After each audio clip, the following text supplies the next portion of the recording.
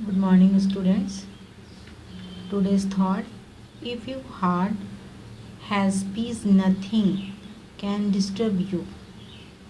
अर्थात अगर आपके दिल में शांति है तो कुछ भी आपको परेशान नहीं कर सकता। कहने का तात्पर्य यह है बच्चों कि कभी कभी हम लोग किसी बात से, किसी समस्या से थोड़ा सा परेशान हो जाते हैं। सपोज़ आप इस समय आप लोगों का रिवीजन टेस्ट हो रहा होगा, कभी कभी मार्क्स अच्छे नहीं आते होंगे, तो इस कारण आप लोग थोड़ा डिस्टर्ब रहते होंगे कि थोड़ा सा और पढ़ लिए होते तो हमारा मार्क्स अच्छा आता।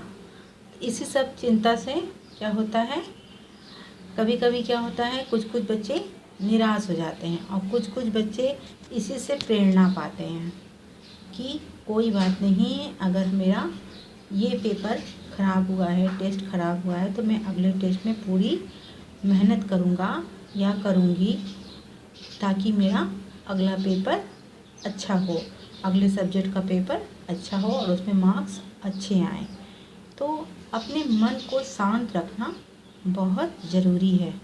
जब आप अपने मन को शांत रखेंगे तो आप चिंता मुक्त रहेंगे, और चिंता मुक्त रहेंगे तो जो भी चीज़ लर्न करेंगे वो बहुत आसानी से लर्न हो जाएगा और उसका परिणाम यह निकलेगा कि आप लोग के जो भी टेस्ट होंगे, जो भी पेपर होंगे वह अच्छे होंगे और मार्क्स अच्छा आएगा।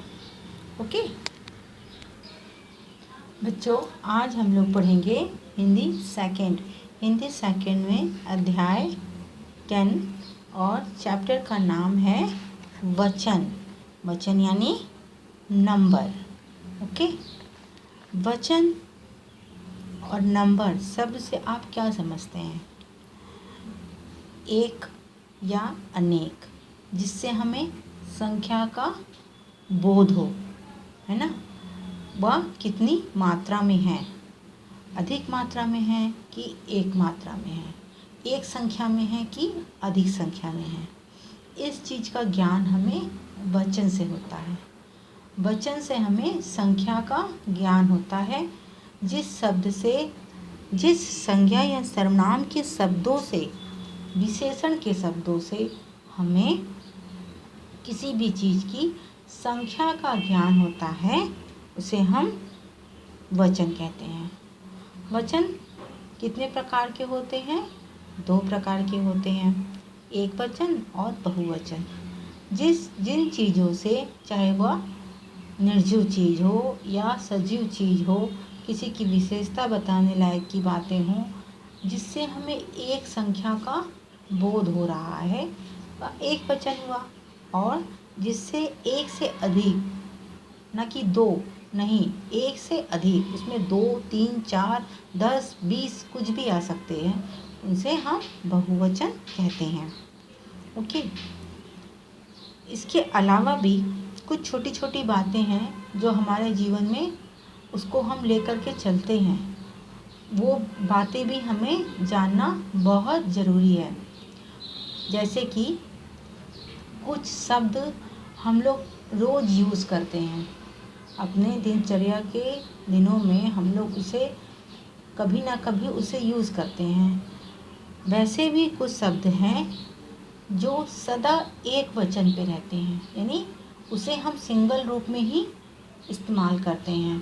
भले वह सामूहिक रूप के लिए हम इसे इस्तेमाल कर रहे हों, उसे प्रयोग में ला रहे हों, बहुत लोगों की संख्या हो, बहुत चीज़ों की संख्या हो, बहुत जगह की संख्या हो, लेकिन फिर भी वह सिंगुलर रूप में ही प्रयोग किया जाता है।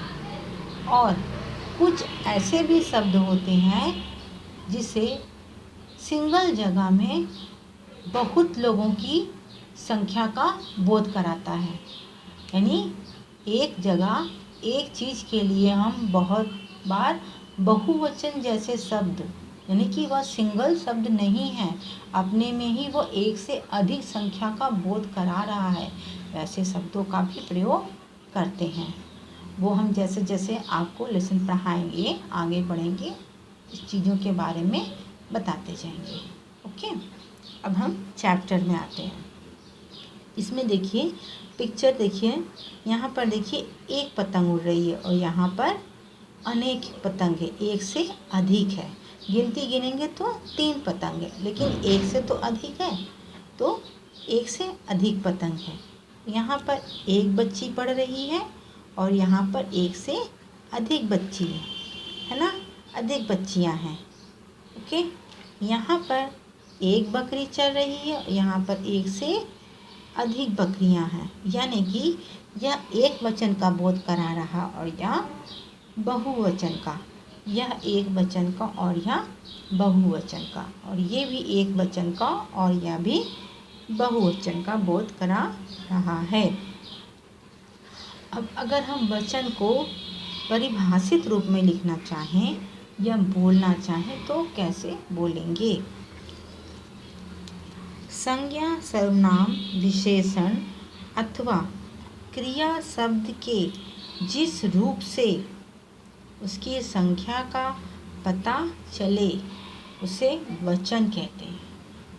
मैंने कहा ना, चाहे वह संज्ञा के शब्द हों, सर्वनाम के शब्द हों, विशेषण यानी कि विशेषता बताने वाले शब्द हों, या उससे क्रिया के कोई पद यानी सकर्मक क्रिया का बोध हो या अकर्मक क्रिया का बोध हो, क्रिया के किसी भी पद का बोध हो, वो सारे शब्दों की संख्या बताने वाले शब्द वचन कहलाते हैं।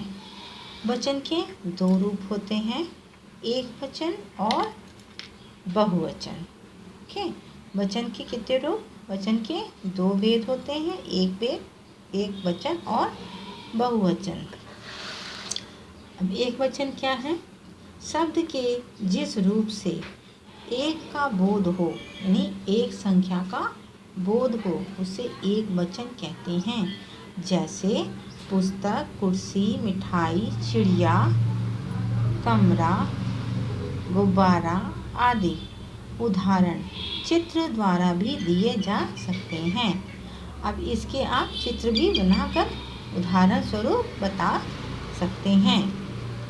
बहुवचन शब्द के जिस रूप से एक से अधिक, है ना, एक से अधिक, यहाँ देखिए ये एक से अधिक है, यहाँ पर एक बुक थी, यहाँ पर एक से अधिक बुक है, यानी कि 3, 4, 5 कुछ भी अधिक, एक से तो अधिक है। उसी तरह यहाँ एक कुर्सी है, यहाँ पर 3 कुर्सियाँ हैं, यहाँ पर एक मिठाई का डब्बा है और यहाँ पर 3 मिठाई के डब्बे हैं। शब्द के जिस रूप से एक से अधिक का बोध हो उसे बहुवचन कहते हैं। जैसे पुस्तकें, कुर्सियाँ, मिठाइयाँ, चिड़िया, गुब्बारे आदि। अब हिंदी में कुछ शब्द सदा एक वचन होते हैं। उदाहरण मैंने कहा था ना इसके पहले कि बहुत सारे शब्द हमें एक वचन के रूप में भी प्रयोग करने पड़ते हैं। जैसे वर्षा, जनता, चाय, दूध, पानी, सूर्य, आकाश आदि। ओके, जैसे वर्षा, सपोज वर्षा जब होती है, वर्षा कभी एक बूंद में नहीं होती, अनेक बूंद में होती है ना, फिर भी उसे हम एक वचन के रूप में ही प्रयोग करते हैं। वर्षा कितनी बूंदों को लेकर के और कितने जगह में भारी मात्रा में, भारी क्वांटिटी में, भारी संख्या में पानी की बूंदें ऊपर से गिरती हैं, तब उसको हम वर्षा का नाम देते हैं और वह एक वचन में प्रयोग की जाती है। कभी हम लोग नहीं करते हैं कि वर्षाएं हो रही हैं, नहीं, चाहे वह थोड़ी देर भर से एक थोड़ा सा जगह गीला करे या घंटों बरसते रहे, फिर भी वह वर्षा ही कहलाती है। ओके, जैसे वर्षा हो रही है, अपने प्रिय अभिनेता को देखने के लिए जनता दौड़ आई। अब जनता में जो शब्द है, जनता अपने में अगर इंसान सुनता है तो एक लोग नहीं आते, जनता एक से अधिक की संख्या को बोध कराता है। एक इंसान को जनता नहीं कहते। जनता कई लोगों को मिलाकर जनता होती है, उसमें छोटे बड़े ऊंचे नीचे अच्छे बुरे सब होते हैं, लेकिन संख्या में भी वो अनेक होते हैं, फिर भी इसे एक वचन का ही अवधा दिया गया है। कुछ शब्द सदा बहुवचन होते हैं, उदाहरण आंसू, प्राण, हस्ताक्षर, दर्शन, बाल आदि। मैंने आधार कार्ड पर हस्ताक्षर कर दिया। हस्ताक्षर यह शब्द बहुवचन के रूप में प्रयोग किया जाता है। हस्ताक्षर यह खुद का हस्ताक्षर है, स्वयं का हस्ताक्षर है, लेकिन इसे बहुत बहुवचन के रूप में ही बहुत की संख्या के लिए ही प्रयोग किया जाता है। विमान दुर्घटना में उसके प्राण बच गए। उसके प्राण बच गए। प्राण शब्द भी बहुवचन के रूप में प्रयोग किए जाते हैं। प्राण यह किसी एक के प्राण के ऊपर इंगित कर रहा है, लेकिन हम इसे बहुवचन के रूप में प्रयोग करते हैं। आदर देने के लिए बहुवचन का प्रयोग किया जाता है। पिताजी सैर करने गए हैं। हाँ में ए की मात्रा और बिंदी, अनुस्वर की बिंदी इसलिए लगाई गई है क्योंकि हैं पिताजी हमारे आदरणीय हैं, इसलिए उन्हें हैं का सम्मान दिया गया है, क्योंकि वह हमसे बड़े हैं और बड़ों को आदर देना अनिवार्य है। ओके। डॉक्टर राजेंद्र प्रसाद भारत के प्रथम राष्ट्रपति थे। ओके, यहाँ पर भी उन्हें सम्मान दिया गया है। थे, था नहीं, थे। ओके। संबंध सूचक संज्ञाएं दोनों वचनों में समान रहती हैं, जिससे संबंध बनाते हैं, जैसे दादा, नाना, मामा, चाचा, ताऊ आदि। ये दोनों वचनों में समान होती है।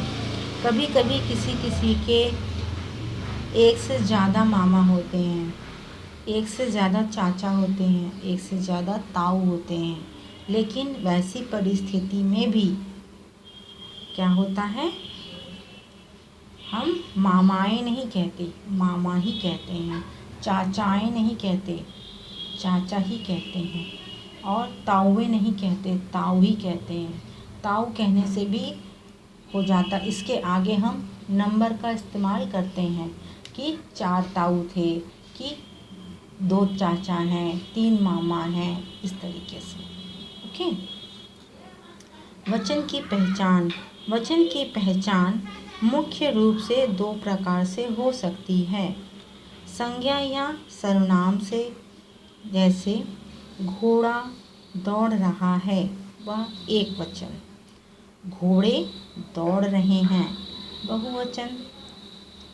वह खेल रहा है, एक वचन। वे खेल रहे हैं, बहुवचन। यहाँ क्रिया से यानी कि काम करते हुए। यह शेर दहाड़ रहा है, क्रिया है, एक वचन। शेर दहाड़ रहे हैं, बहुवचन। फूल खिल रहा है, एक वचन। फूल खिल रहे हैं, बहुवचन। यह क्रिया से हो गया। अब एक वचन से बहुवचन बनाना। संज्ञा शब्दों के स्त्रीलिंग रूप में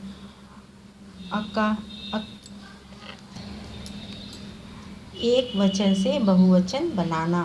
संज्ञा शब्दों के स्त्रीलिंग रूप में अकारांत शब्दों के अंत में अ का ए होने से, यानी कि जिन शब्दों के अंत में अकारांत मतलब होता है कि जिनके अंत में हमें आ का उच्चारण आता हो, वैसे शब्दों में आ का ए हो जाता है। जैसे रात का रातें, आँख का आँखें, नहर का नहरें, आ का उच्चारण हो रहा है। उसी प्रकार यदि पुल्लिंग संज्ञा शब्द का अंतिम वर्ण आ, यानी कि इसमें आ की मात्रा भी हो, आ का तो उच्चारण हो ही और आ की मात्रा भी हो, तो ए हो जाता है। जैसे लड़का से लड़के, कुत्ता से कुर्ता से कुर्ते, बस्ता से बस्ते, केला से केले, पत्ता से पत्ते। उसी प्रकार संज्ञा शब्द के अंतिम वर्ण में जब आ, संज्ञा शब्द के अंतिम वर्ण में आ का ए होने से, जैसे शाखा, तो आ का उच्चारण आया तो ए हो जाता है। नहीं, शाखा का शाखाएं, सूचना का सूचनाएं, नृत्यांगना नृत्यांगनाएं, महिला महिलाएं, बाधा बाधाएं। ओके। संज्ञा शब्दों के स्त्री, इक्रांत और इक्रांत शब्दों के अंत में या जोड़कर ऐसे करते समय ई में बदलते हैं। जैसे कभी कभी क्या होता है, छोटी ई की मात्रा जब रहती है अंत में तो वह चेंज नहीं होती है, लेकिन जब बड़ी ई की मात्रा आती है अंत में, शब्द के अंत में, तो वह जब एक वचन में अगर बड़ी ई की मात्रा अंत में होती है तो बहुवचन में आने तक वह बड़ी ई की मात्रा छोटी ई में परिवर्तित हो जाती है। ओके, यही चीज़ को यहाँ बताया गया है। जैसे उदाहरण के लिए रानी, रानी में बड़ी ई की मात्रा है लेकिन वह एक वचन में है, और जब बहुवचन में आता है तो बहुवचन में आते आते बड़ी ई की मात्रा छोटी ई में बदल जाती है और रानियाँ बन जाती हैं। ठीक है। रीति, रीतियाँ, इसमें बड़ी ई की मात्रा नहीं है, छोटी ई की मात्रा वो चेंज नहीं होती, सिर्फ या का प्रयोग होता है। लेकिन जो बड़ी ई की मात्रा होती है उसमें या तो लगता ही है, लेकिन बड़ी ई के साथ में जब बहुवचन में आती है तो बड़ी ई की मात्रा छोटी ई में परिवर्तित होकर तब या लगता है। ओके, इस तरह से यहाँ दिखाया गया है। उसी तरह से देखिए अंगूठी, अंगूठियाँ, ऐसी ही बड़ी ई की मात्रा की कुछ और शब्द हैं। जैसे पत्ती, पत्तियाँ, ककड़ी, ककड़ियाँ, गाड़ी, गाड़ियाँ। ओके। फिर संज्ञा शब्द के अंत में आए या के स्थान पर या कर देने से, जैसे चूहिया, चूहियाँ, बुढ़िया, बूढ़ियाँ, कुटिया, कुटियाँ। ओके। संज्ञा शब्द उक्रांत शब्दों के अंत ए जोड़ देने से, जैसे लू, लुएं, वस्तु, वस्तुएं, इसमें उ का उच्चारण आ रहा है, उसे कहते हैं उक्रांत। ओके, इसमें ए जोड़ना है। धातु, धातुएं, ऋतु, ऋतुएं। कुछ अन्य शब्द जो गण, वृत्त, वर्ग एवं जन से बहुवचन बनते हैं। विद्यार्थी, विद्यार्थीगण, एक वचन में विद्यार्थी हो गया, अब इसमें विद्यार्थी गण लगा देने से यह बहुवचन हो जाता है। प्रजा, प्रजाजन, छात्र, छात्रगण, मजदूर मजदूर वर्ग, नेता नेतागण, विद्वान वृद्धवर्जन, शिक्षक शिक्षकगण, युवा युवा वर्ग। इस तरीके से गण, वृद्ध, वर्ग, जन से बहुवचन बनते हैं। इन शब्दों को जोड़ने से भी बहुवचन में प्रयोग हो जाता है। मुझे आशा है कि मेरे ऐसे समझाने के पश्चात आप लोगों को यह चैप्टर बहुत अच्छे से समझ में आ गया होगा। अब मैं कुछ क्वेश्चन आंसर है उसको मैं आप लोगों को करवाती हूँ। यह देखिए, पहला क्वेश्चन है वचन किसे कहते हैं। इसी में से आप लोग स्क्रीनशॉट लीजिएगा। संज्ञा सर्वनाम विशेषण अथवा क्रिया शब्द के जिस रूप से उसकी संख्या का पता चले उसे वचन कहते हैं। वचन के भेद उदाहरण सहित बताइए। वचन के दो भेद होते हैं, एक वचन और बहुवचन। एक वचन के भेद हैं लड़का, पुस्तक, बकरी। बहुवचन के भेद लड़के, पुस्तकें, बकरियाँ। सदा एक वचन रहने वाले 5 शब्द बताइए। सदा एक वचन रहने वाले 5 शब्द हवा, पानी, सूर्य, आकाश, जनता आदि। सदा बहुवचन रहने वाले 5 शब्द प्राण, आंसू, बाल, दर्शन, हस्ताक्षर आदि। ओके, यहीं से आप लोग स्क्रीनशॉट लीजिएगा और कॉपी में राइट कीजिएगा। इसके बाद बहुविकल्पीय विकल्प पर सही के निशान लगाइए। संज्ञा या सर्वनाम शब्दों की संख्या बताने वाले शब्द एक वचन, वचन, बहुवचन या वचनों एक वचन कहलाते हैं। सूचना शब्द का अंतिम बहुवचन है। सूचित, सूचना, सूचनाएं या सुनीति, सूचनीति, सूचनाएं। दर्शन शब्द किस वचन से संबंधित है। वचन, एक वचन, बहुवचन या सदा बहुवचन। सदा बहुवचन। पत्ते शब्द का बहुवचन शब्द पत्तियाँ, पत्तों, पत्ते या पत्तियाँ या पत्ते, पत्तियाँ। नृत्यांगनाएं शब्द का उचित एक वचन नृत्य, नृत्यांगना, नृत्यांगन, नृत्यांग, नृत्यांगना, नृत्यांगना। दा नंबर। ओके, नीचे लिखे शब्दों के वचन परिवर्तित करके लिखिए। अंगूठी, अंगूठियाँ। सब्जी, सब्जियाँ। ककड़ी, ककड़ियाँ। यहाँ देखिए, बड़ी ई की मात्रा है, बहुवचन में आई, छोटी ई की मात्रा बन गई। वार्ताएं, वार्ता। बिंदियाँ, बिंदी। वधू, वधुएं। महिलाएं, महिला। मिठाई, मिठाइयाँ। गुफा, गुफाएं। निम्नलिखित वाक्यों को वचन परिवर्तित करके पुनः लिखिए। वह सीढ़ी चढ़कर ऊपर गया। वह सीढ़ियाँ चढ़कर ऊपर गई। चाचा चौधरी की कहानी रुचिकर होती है। चाचा चौधरी की कहानियाँ रुचिकर होती हैं। विद्यार्थी ने पाठ पढ़ा। विद्यार्थियों ने पाठ पढ़ा। अलमारी में कपड़ा रख दो। अलमारी में कपड़े रख दो। हमने मंदिर में माला चढ़ाई। हमने मंदिर में मालाएं चढ़ाईं। निम्नलिखित सदा एक वचन तथा सदा बहुवचन रहने वाले शब्दों को वाक्य में प्रयोग कीजिए। अब इन्हें हमें बताना भी है कि कौन कौन सा सदा एक एक वचन है, कौन बहुवचन है। पहले मैं इनको बताती हूँ। हस्ताक्षर सदा बहुवचन। दर्शन सदा बहुवचन। जनता सदा एक वचन।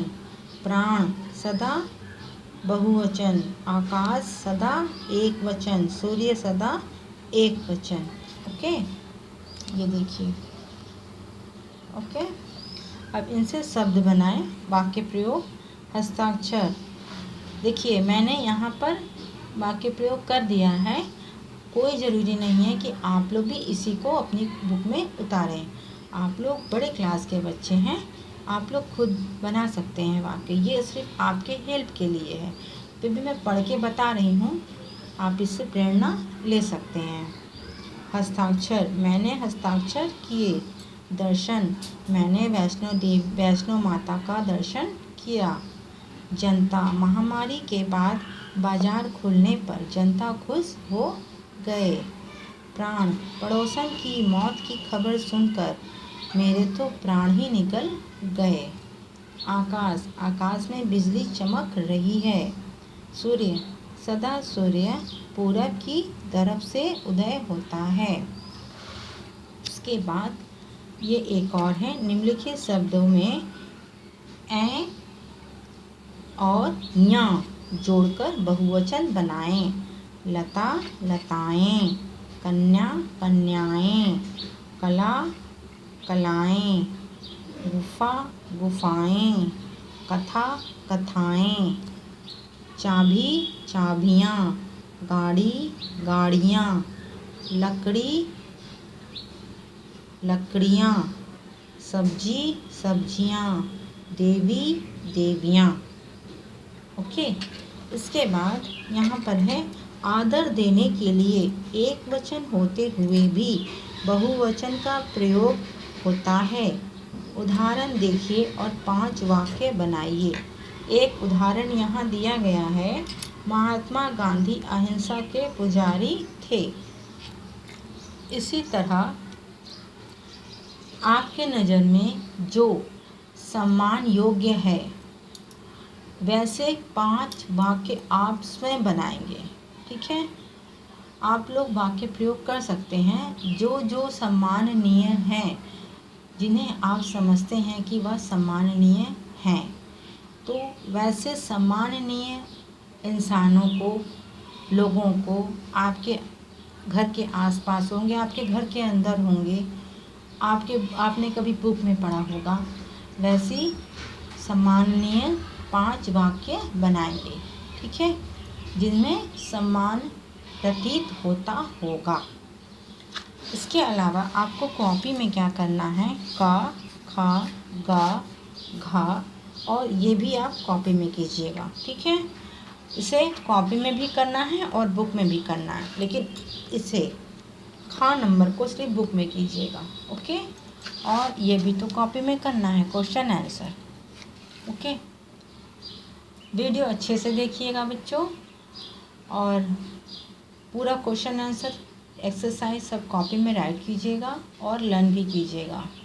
ठीक है, ऐसे आप लोगों का शनिवार के दिन कोई वीडियो नहीं जाता है मेरी तरफ से हिंदी का, लेकिन मैं वीडियो में ही कह दे रही हूँ, इस शनिवार को भी आप लोगों का एक वीडियो जाएगा और वह होगा आपका अंतिम चैप्टर।